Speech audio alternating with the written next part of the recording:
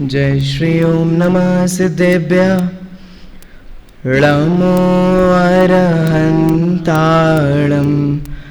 नमो सिद्धाणं नमो आयर्याणं नमो वज्रायाणं नमो लोये सबसाऊणम् मंगलम भगवान वीरो मंगलम गौतमो गणी मंगलम कुंद कुंदाद्यो जैन धर्मोस्तु मंगलम सर्वमंगल मांगल्यम सर्वकल्याणकारकं प्रधानं सर्वधर्माणां जैनं जयतु शासनं जैनं जयतु शासनं जैनं जयतु शासनम्। आचार्य मांगतुंग द्वारा रचित भक्तांबर स्तोत्र, उसके संदर्भ में अपन यहाँ पर चर्चा करने वाले हैं। सबसे पहले भक्तांबर स्तोत्र की कितनी महिमा है या इसका कितना जैन समाज में वर्चस्व है, इसकी कितनी प्रसिद्धि है, वो हम लोगों को बताने की बिल्कुल भी ज़रूरत नहीं है। हम सभी ये जानते हैं कि जैनी व्यक्ति और किसी स्तोत्रों से परिचित हो या ना हो, देवागम स्तोत्र है, स्वयंभू स्तोत्र है, न्याय के जो ऐसे बड़े बड़े स्तोत्र हैं जिन्हें हम पढ़ते हैं, कदाचित हो सकता है कि वे उनसे परिचित ना हो, लेकिन ऐसा कोई जैनी मिलना दुर्लभ होगा। जैनी मतलब वो दिगंबर भी हो सकता है और श्वेतांबर भी हो सकते हैं। तो ऐसा जैनी मिलना दुर्लभ होगा जो भक्तांबर स्तोत्र से परिचित ना हो। कुल मिला के बात इतनी सी है, इस स्तोत्र ने सभी के हृदय में अपना स्थान बना लिया है। आखिर बनाना भी वाजिब है, ठीक भी है, क्योंकि इसमें वास्तव में ये उतना उत्कृष्ट है भी। होता क्या है, दो तरीके के लोग भक्तांबर स्तोत्र पढ़ते हैं। सबसे पहले मैं क्लियर कर दूं, कई बार जब इसका उच्चारण किया जाता है तो भक्तांबर ऐसा मुख से निकल जाता है, भक्तांबर स्तोत्र, जबकि आप ध्यान देंगे तो कहीं पे भी आपको भक्तांबर लिखा हुआ नहीं मिलेगा। ये उच्चारण संबंधी बहुत बड़ी गलती हो जाती है। जबकि आप देखिए क्या लिखा है, भक्तांबर स्तोत्र। और जबकि होगा क्या कि जब आप ऐसा शुद्ध उच्चारण कर रहे होंगे ना, तब भी आपको ऐसा मन में लगेगा कि नहीं शायद मैं गलत बोल रहा हूं, जबकि अंबर तो है ही नहीं। यहां अंबर का अर्थ तो होता है आकाश, स्काई, आसमान। वहां पे भक्त और अंबर का कोई कनेक्शन ही नहीं है, तो भक्त अंबर कैसे हो सकता है? वास्तव में भक्त अमर, जिससे बना भक्तांबर, और ऐसा स्तोत्र ये है। तो उच्चारण में आप लोग ध्यान रखेंगे। अब वापस आ जाते हैं। मैं तो आपसे ये कह रहा था, इस स्तोत्र ने सभी के हृदय में अपना स्थान जमा लिया है। ऐसा नहीं है कि मात्र अज्ञानी लोग ही या घटना प्रधान लोग ही या चमत्कारिक घटनाओं को मानने वाले ही लोग इसको मानते हैं। ज्ञानी लोग भी भक्तांबर स्तोत्र की बहुत महिमा आती है, ज्ञानियों को भी। क्यों, ऐसा क्या है इसमें? हमने तो सुना है कि इसमें बहुत मांगा जाता है।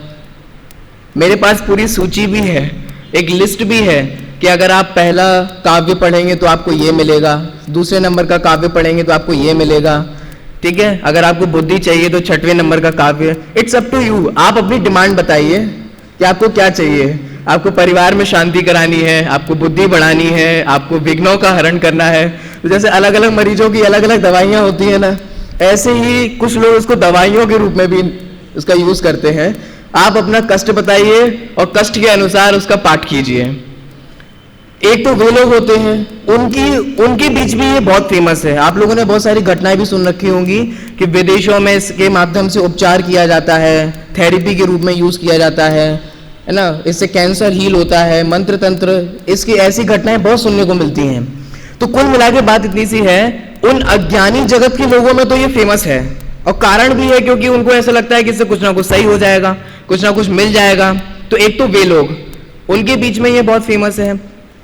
लेकिन ज्ञानी लोग भी, ज्ञानी जीव को भी, या जैसे हम कहें जो ऐसी घटनाओं को नहीं मानते हैं या ऐसी चमत्कारों में नहीं उलझते हैं, उनके बीच भी ये बहुत फेमस है, या उनको भी भक्तामर स्तोत्र के प्रति बहुत बहुमान आता है।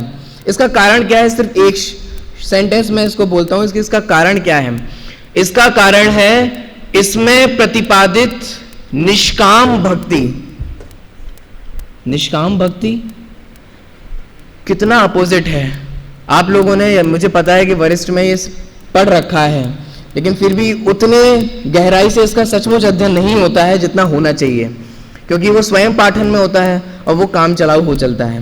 लेकिन आप लोगों ने अगर ध्यान से देखा होगा इस भक्तामर स्तोत्र को भी, फ्रॉम स्टार्टिंग टू एंड, मतलब पहले काव्य से लेकर अंतिम काव्य तक कहीं भी कुछ भी मांगा नहीं गया है। इसको बोलते हैं निष्काम भक्ति, जो अभी मैंने आपको कहा था। सचमुच तो देखा जाए कि मांगतुंग आचार्य ने कहीं भी कोई भी कामना नहीं की कि मुझे भगवान ये दे दो या इससे ये दे देते हो आप। एक बहुत प्रसिद्ध घटना भी इसके साथ जुड़ी हुई है ना, तालों के टूटने वाली। वो आखिर कितनी सत्य है कितनी नहीं, इसको साइड में रखते हुए अभी पहले इस पे आइए, सोचिए तो, विचार तो कीजिए।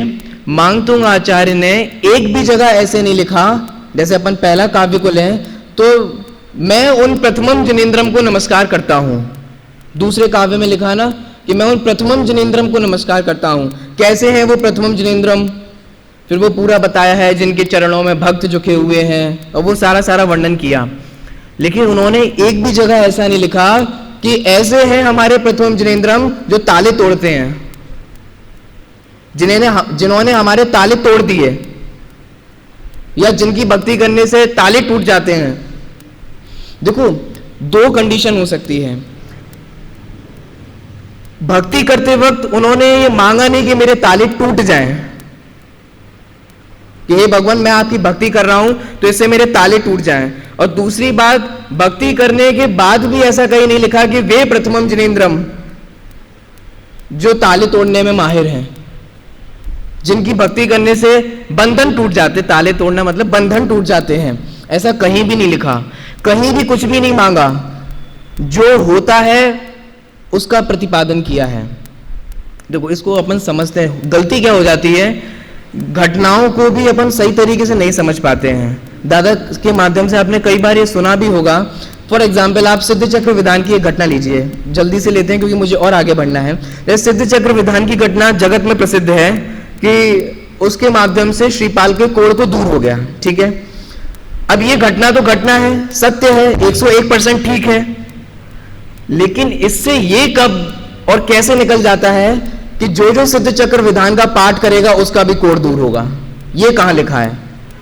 तो समझ में आ रहा है मैं क्या कहना चाह रहा हूं? मैं ये कहना चाह रहा हूं कि भगवान की भक्ति से ऐसा होता है, इसमें कोई शंका नहीं है, लेकिन ये तुमने अर्थ कहां से निकाल दिया कि तुम भी करोगे तो तुम्हारा भी होगा। कुछ मेरा समझ में आ रहा है ना? ऐसे आप जितने भी लगाना, सभी स्तोत्रों पे लगाना, सभी घटनाओं पे लगाना, उनका तो ऐसा कल्याण हो गया, उनको तो देव बचाने आ गए, सीता अग्नि में गई, अग्नि का जल हो गया, ठीक है, 101% बात सही है। लेकिन इससे यह अर्थ कैसे निकलता है कि अगर कोई भी स्त्री अग्नि में कूदेगी तो उसका जल हो जाएगा? ये अर्थ कहां से निकलता है बताओ? कुछ समझ में आ रहा है ना? ऐसे ही अब देखो, मांगतुंग आचार्य का हुआ या नहीं हुआ, जो भी है घटना, तो उस मांगतुंग आचार्य के संबंध में ये हुआ, तो इससे ये अर्थ अपन कैसे निकाल सकते हैं कि ऐसा हमारे साथ भी होगा? कुल मिला के बात इतनी सी है, अगर किसी को कुछ हुआ तो हमें भी वैसा होगा, ये व्याप्ति नहीं बैठती। तो ऐसे ही तत्वज्ञानी जो लोग हैं, उन तत्वज्ञानी लोगों को इस भक्तामर स्तोत्र की इसलिए महिमा आती है क्योंकि इसमें मांगतुंग आचार्य ने कहीं भी किधर भी कुछ भी मांगा नहीं है कि भगवान आप मुझे ये दे दो। आप पढ़ना, और मैं तो आपसे कहता हूं कि जगह जगह आप 10 लक्षण में जाएं तो भक्तामर स्तोत्र एक बार जरूर लें, क्योंकि लोगों के संदर्भ में ऐसा लगता है कि इसमें बहुत इससे इसको पढ़ेंगे तो कुछ मिल जाएगा, लेकिन जब अपन अर्थ बताते हैं ना, चूंकि मैं भी अभी जब एग्जाम देने अपने घर गया था तो मैंने भक्तामर स्तोत्र लिया था, तो सचमुच कई लोग बाद में आकर कहने लगे कि हम तो समझते थे कि इससे ये मिलता है, लेकिन सचमुच मांगतुंग आचार्य ने तो कहीं भी नहीं लिखा कि ये मिलता है या ये मिल जाएगा। तो कुल मिला के बात इतनी सी है, तत्वज्ञानी के व्यक्ति के हृदय में इसलिए महिमा आती है क्योंकि इसमें निष्काम भक्ति है। दूसरी बात अब सेकंड पॉइंट, भक्तामर स्तोत्र इसलिए भी उत्कृष्ट कोटि का काव्य है क्योंकि साहित्य की दृष्टि से भी बहुत उच्च है। अलंकारों का प्रयोग है, छंदों का प्रयोग है ना, और वसंत तिल का है, बहुत मार्मिक, मतलब अलग अलग तरीके के छंद होते हैं ना, तो उसमें भी ये बहुत प्रिय छंद है वसंत तिल का। तरह तरह के अलग अलग अलंकारों का प्रयोग है, उपमाएं दी गई हैं, तो साहित्यिक दृष्टि से भी देखा जाए तो ये बहुत उच्च कोटि का काव्य है। होता क्या है, हमारे को और आप लोगों को यही लगता है कि इसमें तो मात्र जिनवाणी का वर्णन है। जैसे आचार्य अमृतचंद देव की जब हम टीका पढ़ते हैं तब वो संस्कृत की दृष्टि से भी कितनी श्रेष्ठ है, ऐसा मैं ख्याल में आता है ना, ऐसे ही भक्तामर स्तोत्र भी साहित्यिक दृष्टि से उतनी ही श्रेष्ठ है। तो साहित्यिक दृष्टि से भी ये बहुत उच्च काव्य है। अज्ञानी के हृदय में वैसे ही इसकी महिमा है क्योंकि उसने घटनाएं सुन रखी हैं, और बीच में जब भट्टारकीय युग आया था तो उस भट्टारकीय युग में ऐसा कमाल हुआ कि एक एक काव्य पे एक एक घटना लिख दी कि फलाने नाम के फलाने नगर के एक व्यक्ति थे, उनने भक्तामर का 6वें नंबर का काव्य पढ़ा तो पहले तो बहुत डफर थे, मतलब अज्ञानी थे, और बाद में जब पढ़ लिया तो बहुत इंटेलिजेंट हो गए। तो इससे अब देखो, हालांकि ये कहानी बिल्कुल काल्पनिक है, अब इससे हम क्या अर्थ निकालते हैं, ओह इसका अर्थ ये हुआ कि हम भी अगर 6वें नंबर का काव्य पढ़ेंगे तो अज्ञानियों के हृदय में इस दृष्टि से महिमा है कि हम ऐसा करेंगे तो ऐसा हो जाएगा। और कुछ को ऐसा लगता है कि हमारी मनोकामनाएं पूरी हो जाएंगी, हम जो इच्छा करते हैं वो पूरा हो जाएगा। तो कुल मिला के बात इतनी सी है, चाहे वो दिगंबर जैन हो, चाहे वो श्वेतांबर जैन हो, चाहे वो ज्ञानी हो, चाहे वो अज्ञानी हो, सभी के हृदय में भक्तामर स्तोत्र ने अपना स्थान बना के रखा है। भक्तामर स्तोत्र की लिखने की जो घटना है उससे भी आप सभी लोग थोड़े बहुत परिचित हैं। जल्दी से मैं उस घटना को बता देता हूँ कि ये कैसे लिखा गया या कैसे इसका प्रारंभ हुआ। राजा भोज के काल की ये घटना है। धारा नगरी के राजा थे राजा भोज, और उनके काल में मांगतुंग आचार्य हुए। तो हुआ ऐसा कि वो जो राजा भोज थे तो पहले के राजाएं विद्याओं में भी, काव्य में भी, इसमें भी उनको बहुत रस आता था, तो इसके भी प्रेमी होते थे, विद्या के भी प्रेमी होते थे। तो मांगतुंग आचार्य का विहार होते होते जब उन धारा नगरी में वे आए तो राजा भोज की जो विद्वानों की सभा थी उसमें से एक विद्वान का नाम था धनंजय। तो वे एक धनंजय कवि को, अब एक बार ये खोजना कि वे वही धनंजय कवि हैं कि दूसरे धनंजय कवि हैं, तो एक धनंजय जो उनकी राजा की सभा में जो विद्वान पद पे आसीन थे, उनको जब पता चला कि नगरी में मांगतुंग आचार्य आए हैं तो वे दर्शन के लिए पहुंचे। तो एक बार जब वे दर्शन के लिए पहुंचे तो उनको सभा में आने में थोड़े लेट हो गए, थोड़ी देरी हो गई। तो सब जगह ये बात हो गई कि कहाँ गए, किधर हो गए, हलचल मच गई कि कहाँ गए वो। तो पता चलने पर उन्होंने बताया कि अपने ही नगर में मांगतुंग आचार्य का विहार हुआ है, आगमन हुआ है, तो मैं उनके दर्शन के लिए गया था। तो जैसे राजा को पता चला कि वे भी उत्कृष्ट हैं, ज्ञानी हैं, धर्मात्मा हैं, तो उन्होंने भी ये डिमांड की कि हमें भी उनका सुनना है, हमें भी उनसे लाभ लेना है, उनको यहाँ बुलाओ। तो राजा ने दूत भेजे मांगतुंग आचार्य को बुलाने के लिए, लेकिन मांगतुंग आचार्य तो अपने सामायिक में थे, अपने आत्म स्वभाव में लीन थे। तो वे दूत गए, उन्होंने बोला जो भी उनसे कहा गया, सब कुछ बोला, सब कुछ बताया, लेकिन सामायिक में लीन, एक शब्द भी नहीं कहा, क्योंकि वो बात जबरदस्ती थोड़ी ना कहलवा सकते हैं। उनको बिल्कुल भी समझ में नहीं आया, उनको कुछ लगा, मतलब अब ये कह सकते हैं कि उन सैनिकों का या दूतों का ईगो हर्ट हो गया कि हम आए हैं, हाँ हम बोल रहे हैं, हमारी तरफ ध्यान भी नहीं दे रहे हैं, ऐसे घमंडी हैं, ज्ञानी हैं, तो क्या हुआ, एक बात देखना तो चाहिए।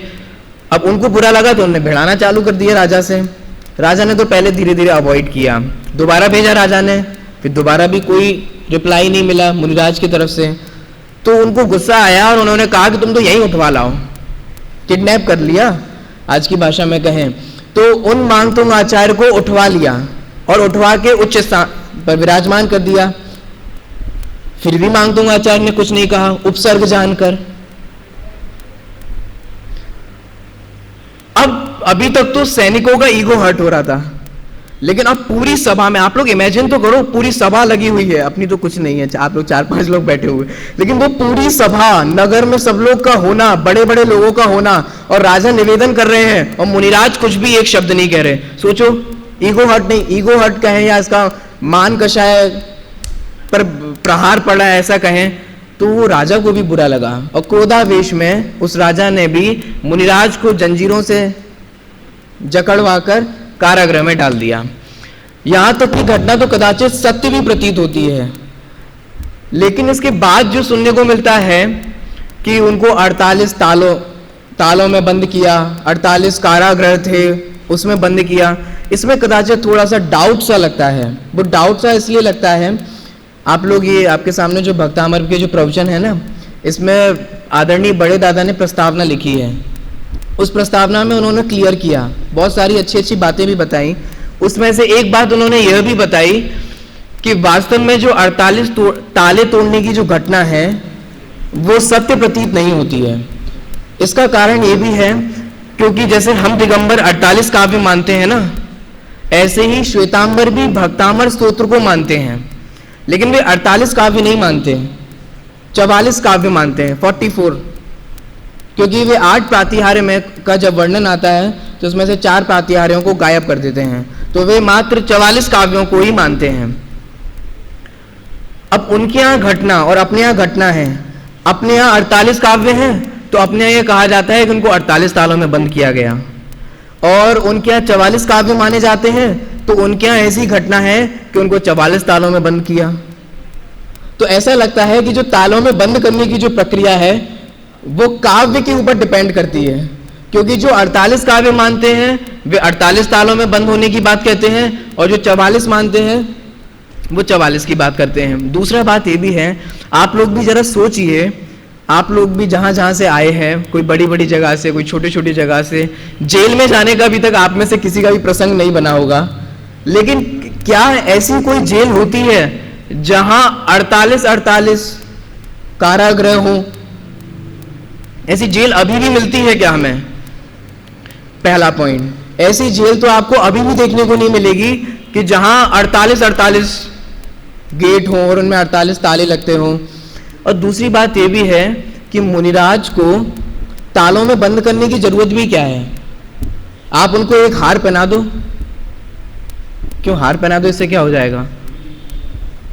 कोई घटना याद आ रही है ना, कुंद के आचार्य के जीव जो पूर्व भव में थे, तो उन्होंने ही मुनिराज को सर्दी ना लग जाए इस भाव सहित होके कंबल उड़ा दिया था।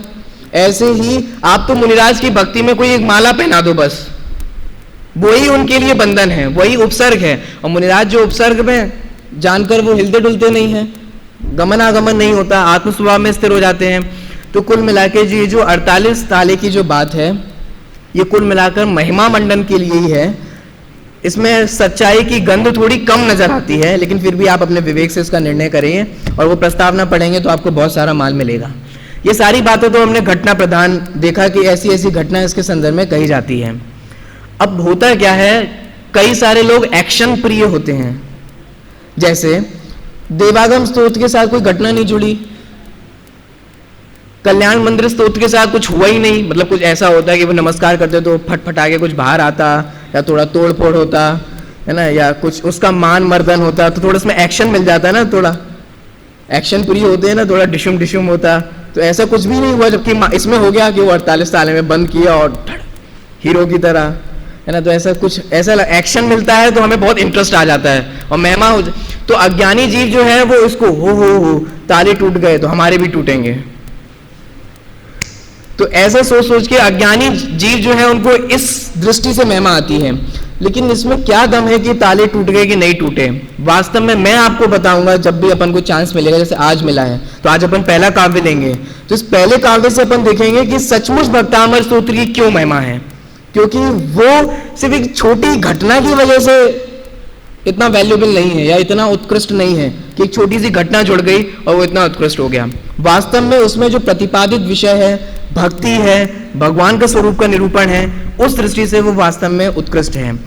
अब बहुत भूमिका मैंने बना ली, बहुत कुछ आपको बेसिक जो बताना था वो भी बता दिया। अब डायरेक्ट अपन जल्दी से पहले काव्य पर आ जाते हैं। यहाँ से अपन पहला काव्य पढ़ते हैं, सभी लोग एक साथ मिलकर बोलेंगे, फिर इसको समझेंगे कि पहले काव्य का क्या मर्म है। सभी के पास पुस्तकें होंगी, एक साथ मिलकर अपन बोलेंगे।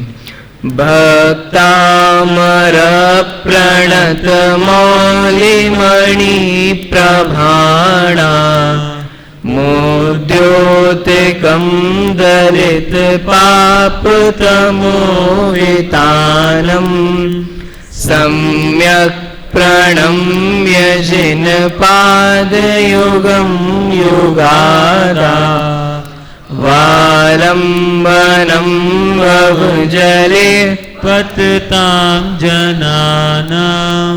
चलिए इसका अपन अर्थ देखते हैं। शब्दार्थ देखेंगे क्योंकि शब्द का अर्थ भी हमारे को आना चाहिए, और शब्दार्थ पे ज्यादा वजन ना देकर भावार्थ को समझने का प्रयास करेंगे।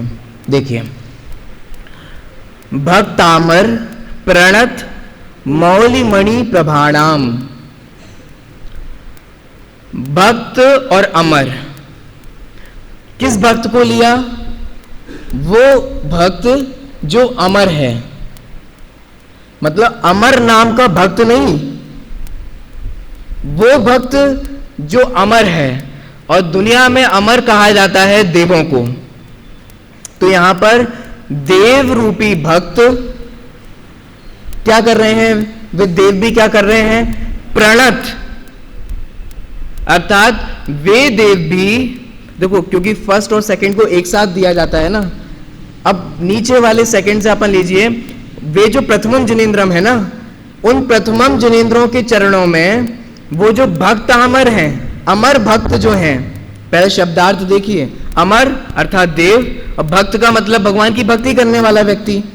तो जो भगवान की भक्ति करने वाले जो देव हैं, वे प्रणत अर्थात झुके हुए हैं। तो झुके हुए हैं तो इससे हो क्या रहा है? इससे ये हो रहा है कि मौली मणि प्रभाणाम, मौली अर्थात मुकुट, और मणि अर्थात मुकुट में लगी हुई मणि, और मुकुट में लगी हुई मणि का क्या हो रहा है? प्रभाणाम।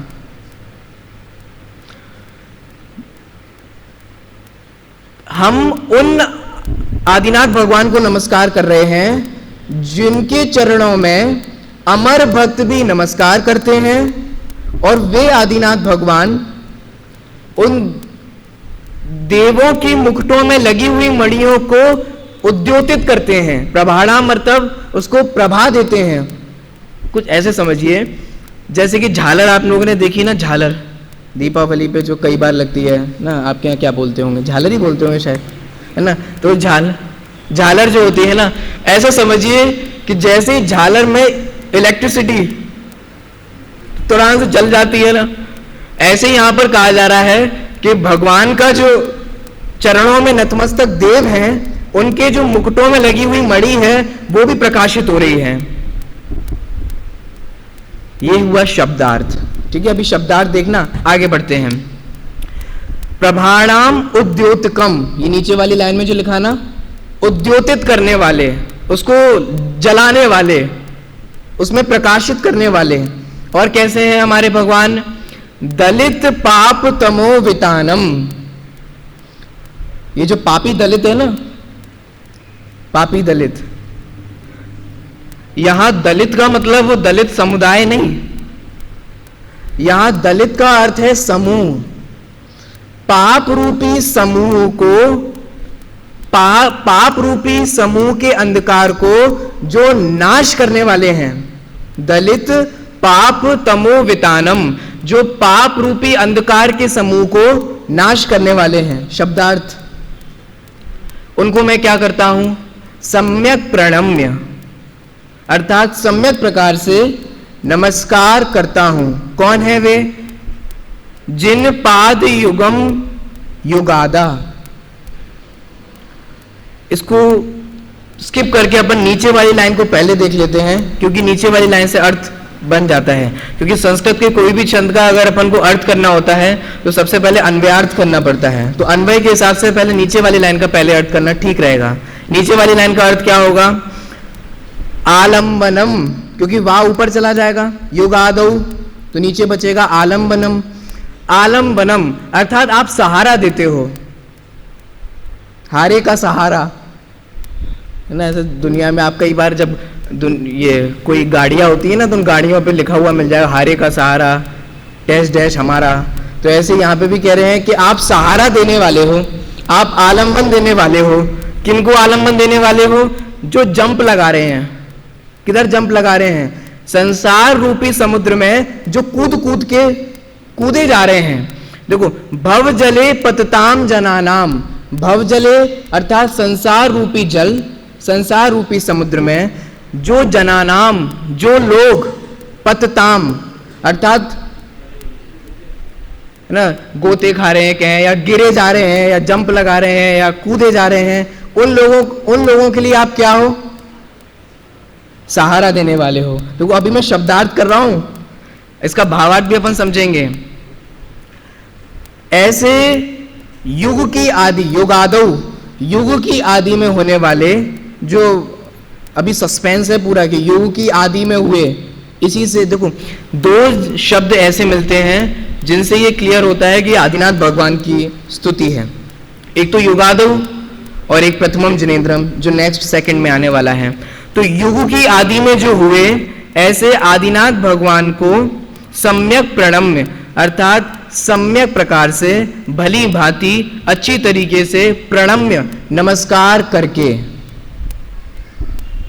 अभी पूरा सेंटेंस ही कंप्लीट नहीं हुआ, इसीलिए हमें सेकंड वाले का उदाहरण लेना पड़ेगा, लेकिन आज हम सिर्फ फर्स्ट वाले का अर्थ करेंगे। ठीक है, तो मेरे ख्याल से शब्दार्थ आप लोगों को क्लियर हो गया होगा। एक बार जल्दी से फास्ट से देख लीजिए क्या इसका अर्थ है कि हे भगवान आप कैसे हो। सबसे पहला पॉइंट क्या विशेषता बताई कि जो देव आपके भक्त हैं उनकी जो मुकुटों में लगी हुई मणि है उसको आप उसकी प्रभा को आप उद्योतित करते हो, पहला पॉइंट। दूसरा, पाप रूपी समूह के अंधकार को आप नाश करने वाले हो। तीसरा पॉइंट, जो संसार रूपी समुद्र में कूदे जा रहे हैं, गिरे जा रहे हैं, उनको आप सहारा देते हो, उनका आप आलंबन हो। ऐसे आदिनाथ भगवान को जो युग की आदि में हुए हैं उनको सम्यक प्रकार से प्रणाम करके। चलिए ये शब्दार्थ है, इसमें सचमुच कुछ दम नहीं है। अब भावार्थ समझते हैं कि इसका मतलब क्या है। देखो सबसे पहले तो यहाँ पर भक्तों को क्या कहा गया है, किन भक्तों को लिया गया है? अमर। और अमर से मैंने क्या अर्थ किया? देव।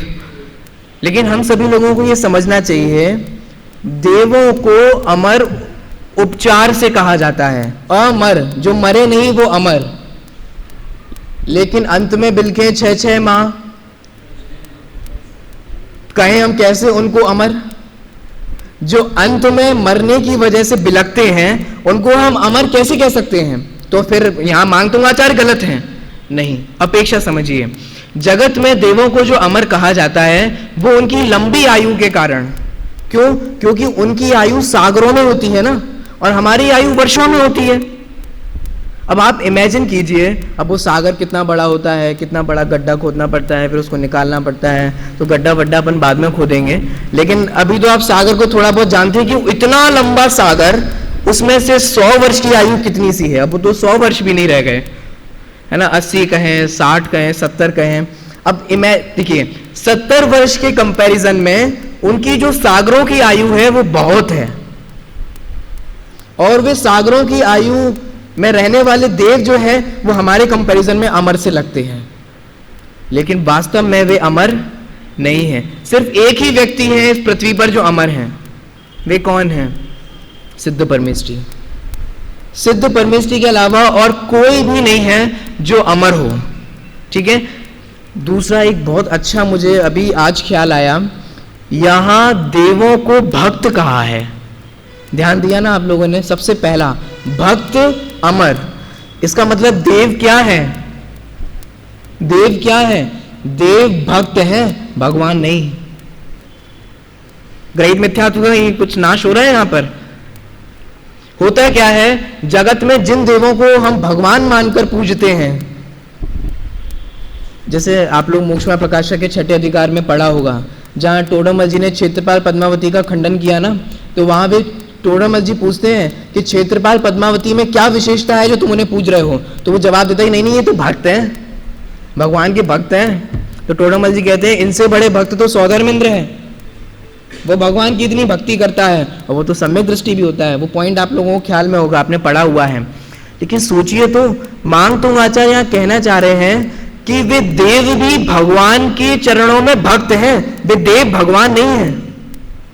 और सेकंड पॉइंट, जिस दृष्टि से वे भगवान हैं उस दृष्टि से चींटी भी भगवान है, अध्यात्म की दृष्टि से, क्योंकि अध्यात्म की दृष्टि से सभी भगवान है, सभी जीव भगवान है, सभी में आचार्य में चंदे सिद्धत्व की स्थापना करते हैं। तो जिस दृष्टि से वे देव भगवान हैं उस दृष्टि से तो हम और आप भी भगवान हैं। वो चींटी भी, कैचुआ भी और केकड़ा भी,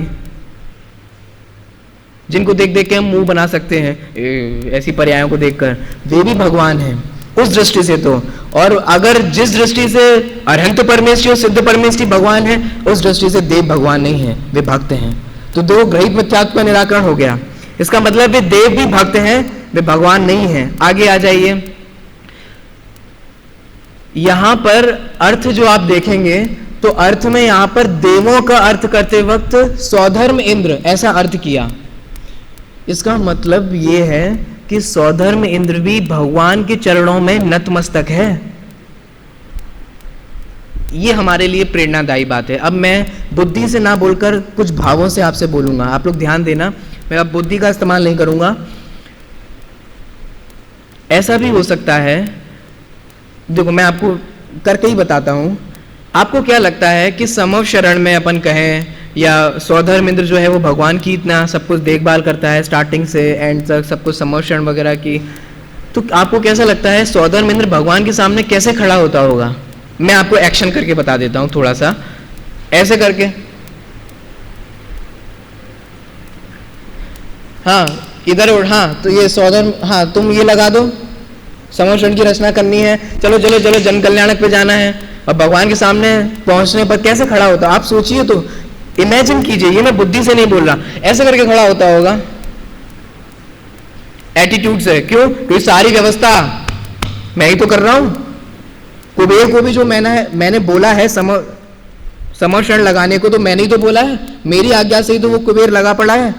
तो कौन है इसका कर्ता धर्ता? मैं। तो भगवान के सामने ऐसे खड़ा होता होगा। आपको क्या लगता है यहाँ क्या कह रहे हैं मांगतुंग आचार्य? ऐसे खड़ा होता है, तो ऐसे खड़ा होगा तो उसका मुकुट ऐसे होगा, ऐसे नहीं। जबकि यहां पहले ही क्लियर कर दिया कि सोचो तो, सौधर्म इंद्र भी 3 ज्ञान का धारी होता है, सम्यक दृष्टि होता है और अगले भव में मोक्ष की प्राप्ति करता है। और ऐसा सौधर्म इंद्र भी भगवान के सामने ऐसे खड़ा होता है, ऐसे नहीं एटीट्यूड से कि हम ही तो कर रहे हैं। आप कभी कभी लोगों को ऐसा भाव आ जाता है ये मंदिर हम ही नहीं तो बनवाया है, हमारी तो प्रतिमा है ही, हम ही तो विराजमान करी है। तो ऐसा भाव नहीं आता सौधर्म इंद्र को कि व्यवस्था तो हम कर रहे हैं, स्टार्टिंग से एंड तक हम सब कुछ देखभाल कर रहे हैं, और ठीक है जो भगवान बता रहे हैं वो हमें भी पता है। आगे कहने वाले हैं कि वो द्वादशांग का ज्ञाता, आगे वो आने वाला है, सकल वांग्मय तत्व बोधा, मतलब उसको वांग्मय का भी बराबर ज्ञान होता है। तो भगवान के सामने भी वो ऐसे झुका हुआ खड़ा होता है। क्यों खड़ा होता है इसका कारण भी सुनिए। वो सौधर्म इंद्र भी बहुत समझदार होता है, हमारी तरह पागल थोड़ी ना है वो। क्यों समझदार कैसे होता है? सौधर्म इंद्र भली भांति जानता है कि आज जो उसको वैभव प्राप्त हुआ है वो किसका फल है? पूर्वोपार्जित पुण्य का ही तो फल है।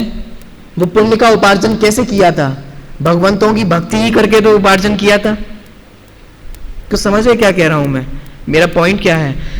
सौधर्म इंद्र को भी वैभव की महिमा नहीं आती, अपने वैभव की, कि मेरे पास तो इतना वैभव है, इतनी रानियां हैं, मैं तो अधिपति हूं, इतने सारे अंडर में हैं मेरे। लेकिन उस सौधर्म इंद्र को भी बराबर ये ख्याल रहता है कि ये जो मुझे वैभव दिखाई दे रहा है इसमें मेरा क्या किया हुआ है। देखो अब देखो, भक्ति करेंगे ना तो भक्ति में कैसे वचन निकलते हैं? सौधर्म इंद्र जब भक्ति करता है तो भक्ति में उसके ऐसे वचन निकलते हैं कि भगवान ये विभूति भी आप ही की ही देन है। भक्ति में, सुनना क्या कह रहा हूं मैं, भक्ति में ऐसे वचन निकलते हैं। क्यों? क्योंकि वो जानता है ये पुण्य, देखो ये तो हम सभी जानते हैं कि हमें जितनी भी विभूतियां मिलती हैं वो पुण्य की उदय से मिलती हैं, और देव शास्त्र गुरु की भक्ति करना ये पुण्य उपार्जन का कारण है। तो सौधर्म इंद्र भी भली बात ही जानता है कि आज जो मुझे ये विभूतियां मिल रही हैं, जितने भी इंटेलिजेंसी मिल रही है, जितना भी सब कुछ मुझे ये ठाट बाट जो मुझे देखने में आ रहा है, भक्ति वश तो ऐसा कहा जाएगा कि आप ही की ही देन है। अब रुको, होता क्या है, भगवान की भक्ति करते वक्त तो ऐसे वचन निकलते हैं कि आप ही की ही देन है। अब अज्ञानी जीव जो नजर लगा के देख रहा होता है इन्हीं की ही देन है, ए भगवान हमें भी दे दो। अब ये गलत डायरेक्शन में पहुंच जाता है। अब हाँ यही तो कह रहे हैं कि इन्हीं की देन है। देखो इनने कहा कि नहीं कहा, देखो कहना, टोडामल जी ने कई बार ये लिखा है मोक्ष प्रकाशक में, कहना व्यवहार है और मानना मिथ्यात्व है। कितनी खतरनाक चीज है। ज्ञानी के, देखो इसको प्रैक्टिकल समझिए, जब कभी आपको अपने किसी भी जीव के प्रति या किसी नजदीक व्यक्ति के प्रति आपको महिमा आती है, तो क्या आप भी जो विद्यमान और देखो भक्ति का स्वरूप क्या होता है, भक्ति उसे कहते हैं जहां विद्यमान और अविद्यमान दोनों गुणों का बखान किया जाए, उसे कहते हैं भक्ति।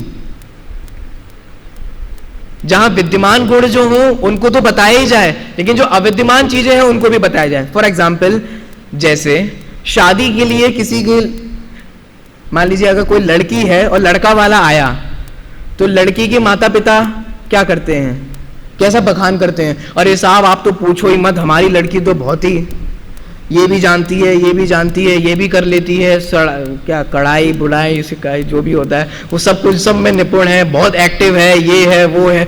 जो वो कर पाती है वो तो बोलते ही बोलते हैं, और जो वो नहीं भी कर पाती है वो भी उसी के लपेटे में ठोक देते हैं। ऐसे साहब आप तो पूछो नहीं, हमारा बेटा तो हीरा है, लाखों में एक है, और फिर जो होता है नहीं होता है सबको ठोके चले जाते हैं। फिर बाद में पता चलती है, घरों में आपने कई बार देखा होगा, हैं तुम्हारे तो मम्मी कह रही तुम बहुत होशियार थी, फिर वो आप लोग जानते हैं, फिर आगे बढ़ाने की जरूरत नहीं है। तो स्वरूप ही ऐसा है कि जब किसी की भक्ति आती है या किसी का बहुमान आता है तो कदाचित जो विद्यमान गुण होते हैं वो तो कहीं ही जाते हैं, लेकिन फ्लो में जो अविद्यमान गुण होते हैं उनका भी बखान होता है। अब देखो ज्ञानी जीव तो बराबर समझते हैं, जब सौधर्म इंद्र भी जब ये भक्ति करता है ना, या मांगतुंग आचार्य भी जब भक्ति कर रहे हैं कि आप देखो यहां तो लिखा है कि आप पापों का नाश करने वाले हो, ज्ञानी जीव तो बराबर समझता है कि कुछ नहीं करने वाले हो। मांगतुंग आचार्य कह रहे हैं ना कि आप पापों का नाश करने वाले हो। अब मांगतुंग आचार्य तो कह रहे हैं हे भगवान आप तो पाप रूपी अंधकार के समूह का नाश करने वाले हो, लेकिन मांगतुंग आचार्य अच्छी तरीके से जानते हैं कि इसका मतलब क्या है। इसका मतलब ये है कि जो भगवान की शरण में आता है उसके मन में विषयों का भाव नहीं आता, पाप का भाव नहीं आता, कषायों का भाव नहीं आता। इसी का मतलब है कि आप पाप रूपी समूह को नष्ट करने वाले हो। अब अज्ञानी को क्या लगता है, पाप रूपी समूह को नष्ट करने वाले हो, हे भगवान हमारा वाला पाप नष्ट कर देना, एक बार हमसे ऐसा हो गया था। फिर वो अपनी लिस्ट दे देता है, एक बार हमसे ऐसा हो गया था, एक बार हमसे ऐसा हो गया था। देखो ये हमारे प्रथमम जनेन्द्रम वो नहीं है, एक बटन दबाया और सारे पाप फ्लश, सारे पाप गए खात्म खत्म, ऐसा नहीं होता। मांगतुंग आचार्य, अब मैं इसको आपको बताता हूं भक्ति और सत्यता में कितना अंतर होता है। भक्ति में कहा जा रहा है कि आप पाप रूपी अंधकार को नाश करने वाले हो, और सच्चाई यह है कि आप कुछ नहीं करने वाले हो। यह है एक्चुअलिटी, यह है वास्तविकता। तो फिर ऐसा क्यों बोल रहे, कारण बता रहे ना क्यों बोल रहे, कारण बता दिया। भगवान की भक्ति से पाप उत्पन्न नहीं होता, इसलिए आप पाप रूपी समूह को नष्ट करने वाले हो। इसका मतलब यह अर्थ नहीं है कि तुम जितने भी पाप करे जाओ, बाद में हमारे पास एक बटन है, भगवान के पास आएंगे और कहेंगे भगवान ओके, तो भगवान बटन दबाएंगे और तुम्हारे पाप गए। फिर से हम पाप करके आए, भगवान का फिर से बटन दबाइए, तो भगवान ने फिर से बटन दबाया, और ये कोई सुविधा नहीं है। पाप का नाश करने वाले हैं, इसका अर्थ ऐसा है। ऐसे ही आप संसार में जो डूब रहे हैं उनको शरण देने वाले हो। तो शरण देने वाले हो मतलब पकड़ पकड़ के बचा दो होंगे। यहां पर जो लिखा है कि युगादौ, कि आप युग की आदि में हुए। तो युग की आदि में जब आदिनाथ भगवान हुए, तब आदिनाथ भगवान की दिव्य ध्वनि से पूर्व नरक में नहीं जाते थे। नरक के द्वार बंद थे और मोक्ष का द्वार भी बंद था। जब भगवान की दिव्य ध्वनि खिली, तब मोक्ष का द्वार भी प्रारंभ हो गया और नरक का द्वार भी खुल गया। द्वार खुल गया, ऐसा कोई गेट नहीं होता है, लेकिन लोगों का जाना। लेकिन फिर भी मांगतुंग आचार्य कह रहे हैं, लोग संसार रूपी समुद्र में गिर रहे थे और आपने उनको बचा लिया। तो इसका अर्थ ये बिल्कुल नहीं है कि वो एक को पकड़ पकड़ के लाते होंगे, ये आओ हमारी बात सुन लो, हम कुछ कह रहे हैं, तुम्हारा कल्याण होगा। इसका अर्थ ही इतना सा है कि आपने उपदेश देकर उनका कल्याण किया, बस। एक बात ध्यान देने वाली बात ये भी है, मांगतुंग आचार्य ने भव जले, संसार रूपी समुद्र में गिरते हुए, तो उन्होंने देवगति को भी संसार कहा है और उससे लोगों को बचाया है कि तुम देवगति में नहीं जाओ, संसार में नहीं डुलो, क्योंकि वो देवगति भी तो आखिर एक गति है। तो काफी कुछ रहस्य है, मैं जल्दी जल्दी से आपको बढ़ा रहा हूं क्योंकि समय अपना हो गया है। तो इस अपेक्षा से ऐसा ऐसा अर्थ है, युग की आदि में हुए। देखो इसका अर्थ अपन ये भी ले सकते हैं कि आदिनाथ भगवान, क्योंकि वे युग की आदि में हुए। या इसको थोड़ा सा अपन चेंज करें तो इसका अर्थ ये भी ले सकते हैं कि हर तीर्थंकर अपने, मतलब हर तीर्थंकर से उसका युग प्रारंभ होता है। क्यों? क्योंकि आदिनाथ भगवान के माध्यम से जो धर्म तीर्थ की प्रभावना होती है वो धीरे धीरे ह्रास हो जाती है। फिर अजितनाथ भगवान के माध्यम से वो पुनः धर्म तीर्थ की स्थापना होती है। तो वे भी अपने युग के आदि में पहले हो गए ना। अगर इस दृष्टि से अर्थ करें या युग की आदि में हुए इसका ऐसा अर्थ करें तो ये सभी तीर्थंकरों पर घटित होता है। फिर ये आदिनाथ भगवान की भी स्तुति है, अजितनाथ भगवान की भी स्तुति है, संभवनाथ भगवान की भी स्तुति है और 2400 तीर्थंकरों की स्तुति है। इस दृष्टि से तो युग की आदि में जब लोग जंप लगा रहे थे संसार रूपी समुद्र में, तो आपने उनको सहारा दिया। तो सहारे का मतलब समझना। अब देखो होता क्या है, मांगतुंग आचार्य ने कहा कि आपने सहारा दिया। अब इस मूर्ख व्यक्ति को लगा कि भगवान पकड़ पकड़ के ले जाते होंगे, तो अब वो कई बार भक्ति में, हे भगवान अब तो मेरी बाह पकड़ के उबारो, है ना, तारो तो तिर जाए। क्यों तुम्हें नहीं तिरना? अब तो स्वामी हाथ पकड़कर तारो तो तिर जाए।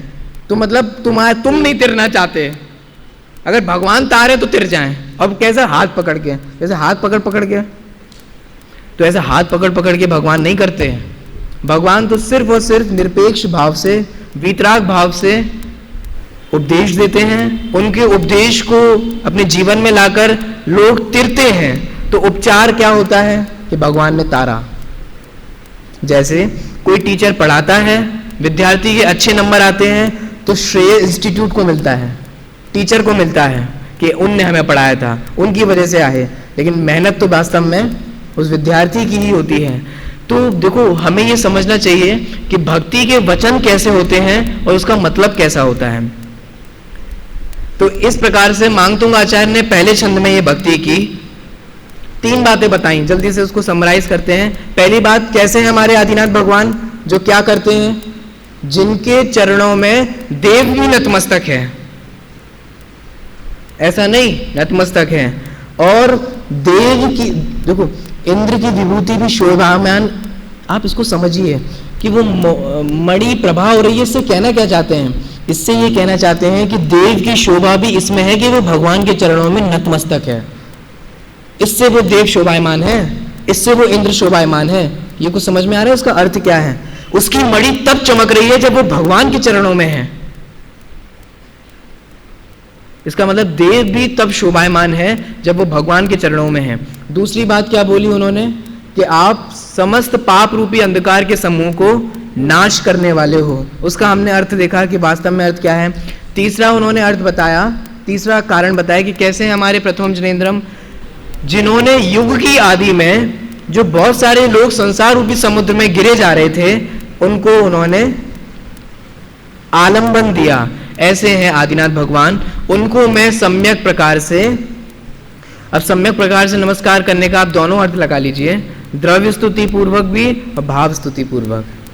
मैं द्रव्य स्तुति से भी उनको नमस्कार करता हूं और तभी सम्यक प्रकार होगा। सम्यक प्रकार यानी कि चावल ठोक के आ गए और भगे आए, या हाय हेलो दर्शन दिखा के आ गए, और ये सम्यक प्रकार नहीं है। सम्यक प्रकार द्रव्य स्तुति और भाव स्तुति पूर्वक है, वही सम्यक प्रकार है। तो थोड़ी बहुत चर्चा करने का प्रयास किया, फिर कभी मौका लगेगा तो हम और आगे के छंदों के बारे में बात करेंगे।